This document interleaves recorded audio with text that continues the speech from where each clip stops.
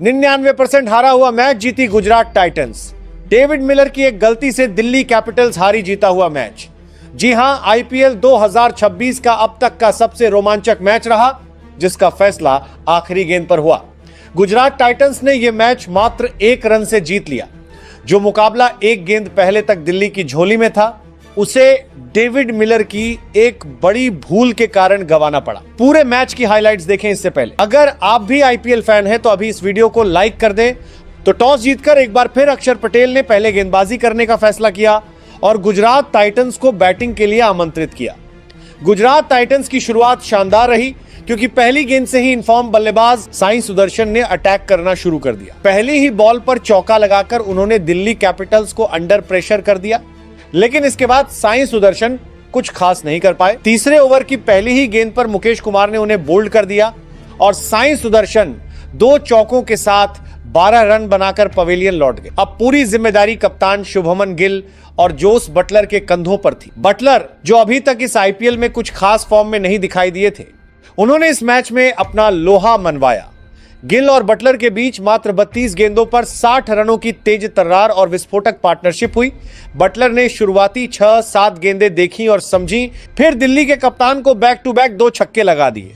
इसके बाद 5वें ओवर में मुकेश कुमार को भी बटलर ने लगातार 2 छक्के जड़े। अब मात्र 12 गेंदों पर बटलर 4 छक्के जड़ चुके थे, जिसे देख पूरी दिल्ली कैपिटल्स की टीम हक्का बक्का रह गई। बटलर 27 गेंदों पर 3 चौके और 5 लंबे छक्कों की मदद से 52 रन बनाकर आउट हुए। जैसे ही जोस बटलर आउट हुए, अभी तक एंकर रोल प्ले कर रहे कप्तान शुभमन गिल ने भी हाथ खोलने शुरू किए और अपना गियर शिफ्ट कर डीसी बॉलर्स पर अटैक करना शुरू कर दिया। वहीं दूसरे छोर पर मौजूद थे वाशिंगटन सुंदर, जिन्हें आज खास तौर पर स्पिनर्स को अटैक करने के लिए नंबर 4 पर भेजा गया था और गुजरात टाइटंस का यह दांव सही भी साबित हुआ। शुभमन गिल और वाशिंगटन सुंदर के बीच सबसे बड़ी पार्टनरशिप हुई, जहां दोनों ने मात्र 60 गेंदों पर 104 रन जोड़े। फिर कप्तान गिल 70 के स्कोर पर लुंगी एनगिडी की गेंद पर नीतीश राणा को अपना कैच थमा बैठे। इसके बाद वाशिंगटन सुंदर ने भी जितनी गेंदें मिली, उन पर ज्यादा से ज्यादा बाउंड्री लगाने की कोशिश की।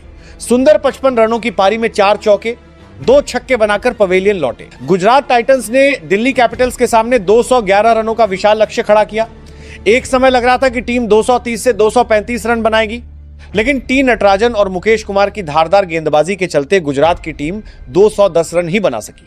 अब इस लक्ष्य का पीछा करने उतरी दिल्ली कैपिटल्स की ओर से सलामी बल्लेबाज पथुम निसांका और केएल राहुल क्रीज पर आए। जहां निसांका शानदार फॉर्म में चल रहे थे, वहीं केएल राहुल अपनी फॉर्म से जूझ रहे थे। लेकिन इस मैच में राहुल ने भी अपनी लय वापस पा ली। पहले ही ओवर में मोहम्मद सिराज की गेंदों पर पथुम निसांका ने 3 क्रैकिंग शॉट्स जड़े और 3 चौकों की मदद से दिल्ली कैपिटल्स को 14 रनों के स्कोर तक पहुंचा दिया। राहुल ने भी लॉन्ग ऑन पर एक चौका लगाया, जो देखने में बहुत ही सुंदर था।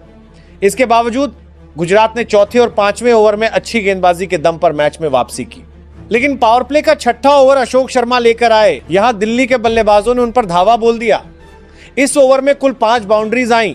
1 चौका केएल राहुल ने लगाया, जिसके बाद निसांका ने 3 चौके और 1 छक्का जड़कर पूरे ओवर को 23 रनों में तब्दील कर दिया। जो पावर प्ले अभी तक गुजरात के लिए अच्छा जा रहा था, देखते ही देखते वह दिल्ली कैपिटल्स के पक्ष में आ गया। इसके बाद प्रसिद्ध कृष्णा आए और उन्होंने निसांका को राहुल तेवतिया के हाथों कैच आउट करा दिया, लेकिन केएल राहुल पर इसका कोई असर नहीं पड़ा। उन्होंने प्रसिद्ध कृष्णा को लगातार 4 गेंदों पर 4 बाउंड्रीज, 2 चौके और 2 छक्के लगाकर दिल्ली की मैच में फिर से वापसी करा दी। अगले ही ओवर में मैच ने फिर पलटी मारी। राशिद खान ने नीतीश राणा को साई सुदर्शन के हाथों कैच आउट करा दिया। अब क्रीज पर आए समीर रिजवी, जो इस समय दिल्ली कैपिटल्स के सबसे बेहतरीन बल्लेबाज चल रहे हैं। लेकिन राशिद खान ने उन्हें आते ही एक ऐसी जादुई गुगली डाली जिसे रिजवी पढ़ नहीं पाए और बोल्ड हो गए। अब इस मैच में गुजरात टाइटंस एक बार फिर अपनी पकड़ मजबूत बना चुकी थी। अब दिल्ली को जीत के लिए आखिरी 10 ओवरों में 110 रनों की जरूरत थी। क्रीज पर केएल राहुल और डेविड मिलर मौजूद थे। दोनों के बीच एक सदी हुई साझेदारी चल रही थी। केएल राहुल लगातार बाउंड्री लगा रहे थे, वहीं मिलर संभलकर खेल रहे थे। लेकिन 13वें ओवर में अचानक डेविड मिलर की उंगली में तेज दर्द उठा और उन्हें मैदान छोड़कर पवेलियन लौटना पड़ा। इसके बाद कप्तान अक्षर पटेल आए, लेकिन वे राशिद खान की गेंद पर मात्र 2 रन बनाकर आउट हो गए। अब दिल्ली दबाव में थी, लेकिन केएल राहुल क्रीज पर डटे हुए थे। 17वें ओवर में एक गलतफहमी के कारण ट्रिस्टन स्टब्स रन आउट हो गए। स्टब्स अकेले दम पर मैच खत्म करने की काबिलियत रखते थे, लेकिन 7 रन पर उनका आउट होना दिल्ली के लिए बड़ा झटका था। इसी ओवर की आखिरी गेंद पर केएल राहुल भी 92 रन के निजी स्कोर पर कॉट बिहाइंड हो गए।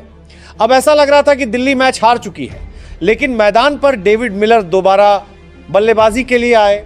आखिरी 2 ओवरों में दिल्ली को 36 रनों की जरूरत थी। 19वां ओवर मोहम्मद सिराज लेकर आए, जिसमें मिलर ने बैक टू बैक 2 छक्के और 1 चौका झड़कर मैच का रुख पलट दिया। विपराज निगम ने भी 1 चौका लगाया और इस ओवर में कुल 23 रन आए। अब आखिरी ओवर में जीत के लिए मात्र 13 रन चाहिए थे। गेंद प्रसिद्ध कृष्णा के हाथ में थी। पहली गेंद पर विपराज ने चौका जड़ा, लेकिन दूसरी गेंद पर बड़ा शॉट खेलने के चक्कर में वे आउट हो गए। चौथी गेंद पर मिलर ने एक गगनचुंबी छक्का लगाया और दिल्ली की जीत लगभग पक्की कर दी।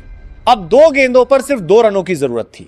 5वीं गेंद पर डेविड मिलर के पास सिंगल लेने का मौका था, जिससे स्कोर बराबर हो जाता, लेकिन उन्होंने स्ट्राइक अपने पास रखने के लिए सिंगल लेने से मना कर दिया। यही इस मैच की सबसे बड़ी गलती साबित हुई। आखिरी गेंद पर प्रसिद्ध कृष्णा ने एक सटीक बाउंसर डाली। मिलर और कुलदीप यादव ने रन के लिए दौड़ लगाई, लेकिन विकेट के पीछे मौजूद जोस बटलर ने अपना प्रेजेंस ऑफ माइंड दिखाया। उन्होंने पहले ही अपने ग्लव्स उतार दिए थे ताकि थ्रो करने में आसानी हो।